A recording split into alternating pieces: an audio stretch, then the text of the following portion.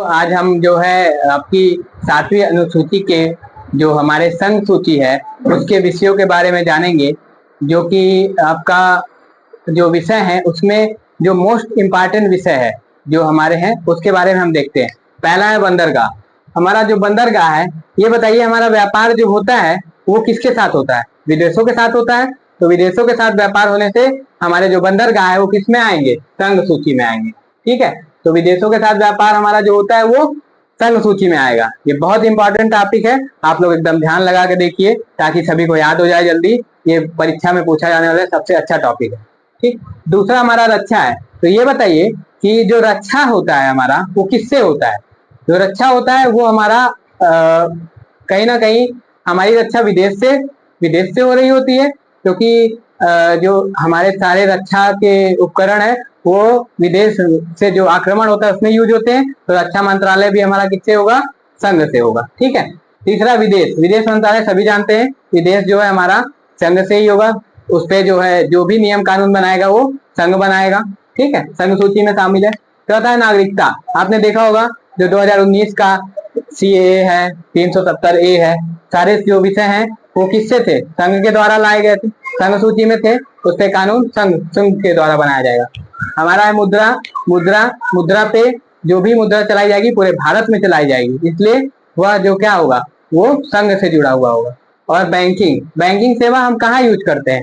क्या हर राज्य में अलग अलग यूज करते हैं? नहीं, बैंकिंग सेवा पूरे राज्य में और पूरे देश में सभी की, जो जैसे स्टेट बैंक है तो हर राज्य के लिए अलग अलग बैंक नहीं है, स्टेट बैंक की शाखाएं हैं, तो वो हमारी क्या होगी? संघ उस पे कानून बनाएगा। जो पूरे देश के लिए होता है उस पे जो कानून बन रहा है वो कौन बनाएगा? संघ बनाएगा। ठीक है, बैंकिंग हो गया। जनगणना, अच्छा ये बताइए जनगणना कौन कराता है? जनगणना हमारा संघ कराएगा।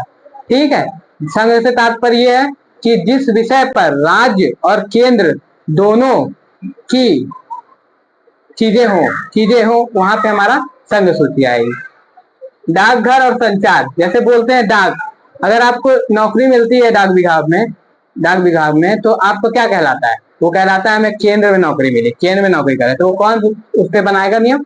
संघ सूची पे होगा। बीमा, हमारा बीमा जो आएगा, बीमा ये बताइए हम इलाज कराने जाते हैं, बीमा कराते हैं, तो हमारा बीमा जो आएगा वो हम ऐसा थोड़ी ना है कि एक बार बीमा करा लिए हैं तो केवल एक ही राज्य में हम इलाज करवाएंगे। हम सभी राज्यों में इलाज करा सकते हैं, कहीं भी इलाज कर, इसीलिए हमारा इस पे कानून कौन बनाएगा? संघ सूची में होगा। ठीक है, इस संघ सूची में शामिल है। आगे है परमाणु ऊर्जा। ये बताइए कि परमाणु ऊर्जा वह किसी राज्य का नहीं होता है, वो पूरे देश का होता है, देश बनाता है। तो देश के लिए कानून कौन बनाएगा? संघ बनाएगा। और अखिल भारतीय सेवा, ये बताइए अगर आप UPSC क्लियर करते हैं, जैसा कि सभी का सपना होगा, और UPSC क्लियर करने के बाद हम कहाँ पे DM बनते हैं?